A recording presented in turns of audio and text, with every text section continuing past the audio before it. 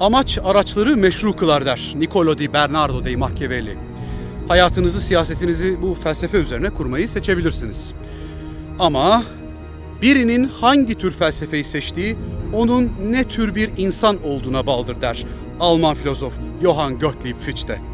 Eğer sizin niyetiniz kötü ise en iyi niyetlerle oluşturulmuş sistemlerden ve en demokratik tasvirler yazılmış anayasalardan bile bir diktatörlük rejimi ortaya çıkarabilirsiniz. Peki ama bir kişiye ne zaman diktatör diyebiliriz? Bir rejim ne zaman diktatörlüktür?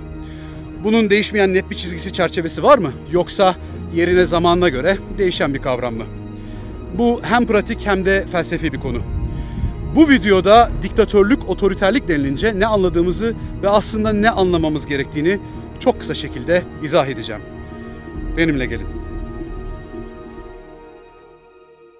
İspanyol filozof José Ortega y Gasset diyor ki, her zaman yaşadığımız ortam, yaptığımız şeyler ve varsaydığımız olgular gibi belli bazı koşullar içindeyizdir.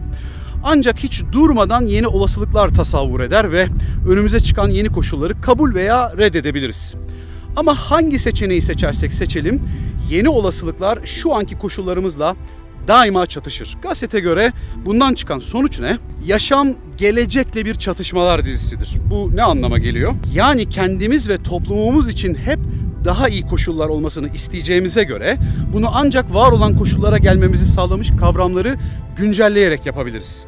Daha önceki dönemlerin koşullarına göre iyiyi kötüyü tanımlamış olan bu kavramların standartları değişmek zorundadır. Aksi halde tıkanırız.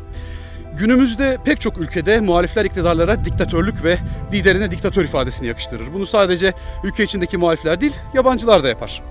Bu ifade kullanıldığında iktidar sahipleri ve destekçileri bunu abartılı, maksatlı ve çarpıtılmış bir ifade olarak görür. Ve bazen hakikaten de abartılıdır. Ancak iktidar sahiplerinin ve destekçilerinin bu ifadeyi asla kabul etmeyecek olmasının nedeni meselelerin abartılmış olması değil, bu tabirin Mussolini, Hitler ve Stalin gibi figürleri ve onların yaptıklarını çağrıştırmasıdır. Politikaları beğenilmiyor diye seçimle gelmiş bir siyasetçinin soykırımlar, katliamlar, işkenceler ve korkunç baskılar ile eşdeğer tutulması absürt bulunur. Bu mantığa göre 20. yüzyılda diktatörlerin yaptıklarını yapmadığınız, insanları sabuna çevirmediğiniz veya zalimane cezalar vermediğiniz, siyasi seçimlere devam ettiğiniz ve sandıktan çıktığınız sürece diktatör benzetmesi büyük bir hakkaniyetsizliktir ve art niyetidir. Seçmen iradesine saygısızlıktır. Ne var ki dünyada farklı olguların standartları değiştikçe kavramların kendileri de değişmeye devam eder. Dünya siyasetine ve genel koşullara göre evrilir. Neyin ne olduğunu daima ortalamanın ne olduğu belirler. Bir örnek vereyim. Mesela bugün pek çok şeye temel ihtiyaç veya temel insan hakkı diyoruz ve öyle kabul ediyoruz. Oysa çok değil, sadece 2 asır önce krallar bile bugünkü sıradan vatandaşın temel konforlarının çoğuna sahip değildi. Elektrik gibi, internet gibi, buzdolabı gibi, temiz veya anında sıcak su gibi artık neredeyse tamamını temel ihtiyaç olarak tanımladığımız şeyler yoktu. Nasıl ki o dönem temel hak ve ihtiyaç kavramları ile farklı bir standarda referans veriliyorsa, bugün de başka birçok kavram kullanırken farklı şeyler referans alınmak zorundadır. Yani bugün diktatör sınıfına girmek için Mao ve Stalin gibi milyonlarca insanı öldürmüş olmanız gerekmiyor. Kısaca diktatör sayılma eşiği değişti diyebiliriz. Bu genel ortalama düşünülerek değişikliğe uğradı ve bu da son derece doğal. Günümüzde otoriter veya diktatör denilen liderler çok değil, sadece 50-60 yıl öncesinin diktatörleriyle aynı dönemde yaşasalar ve bugünkü politikalarını aynen uyguluyor olsalardı, o gün belki de demokrat bile sayılabilirlerdi. Ama bu zamanda yaşayan vatandaşlar meseleye böyle yaklaşamazlar. Bugünün toplumları, bugünün standartlarında bir demokrasiyi hak ediyor. Devlet olarak ülkenizdeki her gence ders çalışmaları, kendilerini geliştirmeleri ve oyun oynamaları için 90'ların bilgisayarlarını dağıtsanız bu bir başarı olur mu? Anlamlı olur mu? O halde soru belli. Nasıl belirleyeceğiz bugün kime otoriter ve diktatör denilebileceğini? Öncelikle şunu belirteyim. Resmi olarak diktatör olmak diye bir şey yok aslında. Yani Birleşmiş Milletler'in ilanıyla falan olmuyor. Demokratik bir seçimle bile gelmiş olsa o kişinin söylem ve eylemlerine bakmak ve buna göre bir çıkarım yapmak durumundayız. Bu noktada kendimiz ile dürüst olmamız yeterlidir. Dünyadaki konjonktüre göre bakacağımız referanslar belli. Nedir onlar? Kuvvetler ayrımı ne durumda? Denge ve denetim ne durumda? Çoğulculuk kültürü ne durumda? X bir ülkede eğer hukuki yetki aşımı, yargıya talimat, gizlenmeyen niyetlerle cadı avı, kitlesel cezalandırma, temel vatandaşlık haklarını keyfi şekilde askıya alma, insanları anayasal özgürlüklerinden soyutlama, muhalifleri susturma, baskılama, basın ve medya unsurlarını tehdit etme, sindirme, toplantı ve gösterileri engelleme, devlet harcamalarında şeffaf olmama, hesap vermeme, kara propaganda yapma, kendisi ve çevresi için haksız kazanç sağlama, ihalelere fesat karıştırma, nüfuzu kötüye kullanma, gizli iş bağlantıları, açıklanmayan mal varlıkları, yolsuzluğun ve rüşvetin her alana sirayet etmesi, farklı hayat tarzlarına müdahale, yakınlarını kayırma ve onları hukuki yaptırımlardan kaçırma gibi şeyler sistematik hale gelmişse bu artık bir dikta rejimidir ve seçim onu aklayamaz, hukuki, meşru veya ahlaki kılamaz. Üstelik bu iktidar gücü bir kişi veya çok az sayıda kişinin elinde toplanmıştır. Bu noktadan sonra seçimlere de güvenilemez çünkü sistem baştan aşağı yolsuzlaşır ve üzerinde kolaylıkla oynanabilir hale gelir.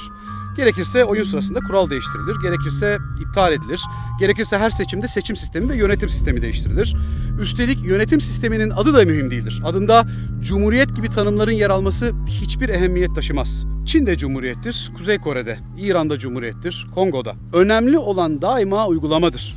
Bazen yazılı bile olmayan ama oturmuş yer etmiş kaidelerdir, kültürdür. Toplumda demokratik kültür yerleşmişse, anayasanız devletin değiştirilemez özelliklerini değil, bireylerin değiştirilemez haklarını tanımlıyorsa, yönetim sisteminin ne olduğunun hiçbir önemi yoktur. İsterse monarşi olsun, isterse devlet başkanı gerçekten bir kral olsun, kendisine hükümdar, sultan, başkan, şef, yüce lider, reis ne isterse diyebilir. Vatandaşları kafasına estiği gibi yargılatıp hapse atamıyorsa, ifade özgürlüklerini kısıtlayamıyorsa ve hesap sorulabiliyorsa orası bir otoriterlik değildir. Bildiğiniz gibi demokratik Batı ülkelerinin pek çoğu hala krallıktır. Dolayısıyla bir toplumun 7/24 cumhuriyet olmakla övünmesi ve işin bu kısmına takıntılı hale gelmesi kendisini kandırmaktan başka bir şey değildir. O zaman otoriter iktidar her şeyi değiştirir, bir tek cumhuriyet ismini bırakır. Bunların yanı sıra otoriter rejimlerin değişimi de büyük sıkıntılara ve sancılara sebep olur. Birbirinden kötü ve arzu edilmeyecek iki olgu daima toplumu gerer.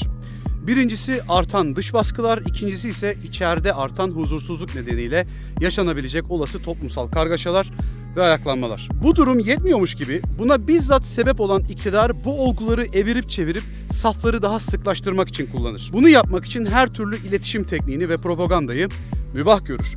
Kalemşörler, troller besler. Bildiğiniz gibi günümüzde hangi ülkelerin özgür, hangilerinin kısmen özgür, hangilerinin ise özgür olmayan otoriter ülkeler olduğunu belirleyen bazı endeksler mevcut. Bu endekslerde de biraz önce saydığım şeylere bakılıyor. Ama tabii bu endeksleri hazırlayan kuruluşlar ve organizasyonlar yabancı ülke merkezli oldukları için arkasında art niyet olduğu ileri sürülüyor ve ortaya konulan çok sayıda rapor bu tür iktidarlarca dikkate alınmıyor. Alman filozof Arthur Schopenhauer der ki her insan dünyanın sınırlarını kendi vizyonunun sınırlarına göre çizer. Siz dilerseniz bu tür raporlara ve listelere kulak asmayın ve sadece tecrübelerinize, kendi vizyonunuza dayalı şahsi değerlendirmenizi yaparak kendinize sorun.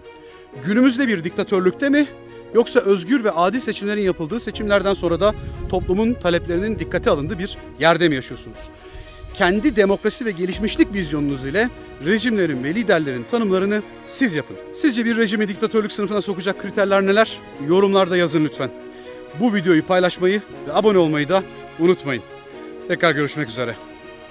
Ciao.